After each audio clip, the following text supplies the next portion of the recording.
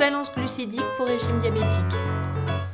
Bonjour, précédemment nous avons parlé du régime diabétique. Aujourd'hui nous voulions faire un focus sur les équivalences glucidiques. Je vous invite donc à venir voir comment au moment du repas et dans les plats principaux donner à peu près 20 g de glucides de manière différente. Alors dans les deux assiettes de présentation, nous avions des féculents et des légumes mélangés. Ce qui fait que vous n'avez pas vu vraiment la quantité qu'il fallait pour obtenir 20 g, 25 g de glucides.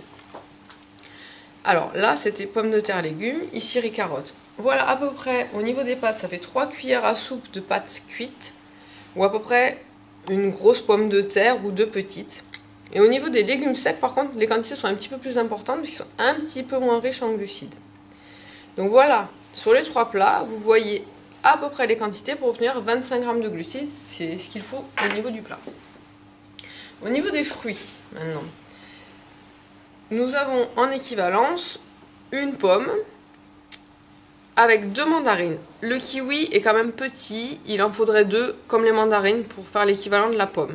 La banane est quand même si elle est petite, est quand même plus riche que la pomme, mais voilà, si elle est prise avec un yaourt ou une tranche de pain à côté, il n'y a pas de souci. Et la compote est à peu près équivalente aussi à 2 clémentines, 2 petits kiwis, une pomme moyenne ou la petite banane. Au niveau des équivalences des produits laitiers, un fromage blanc est égal à un yaourt nature ou 2 petits suisses d'à peu près 50 g. Là, je vous ai mis aussi les 2 fromages, c'était pour les équivalents calciques, parce que le calcium est aussi très important. Donc voilà, un petit focus afin de vous aiguiller lors de vos choix et aussi lorsque vous remplirez vos assiettes.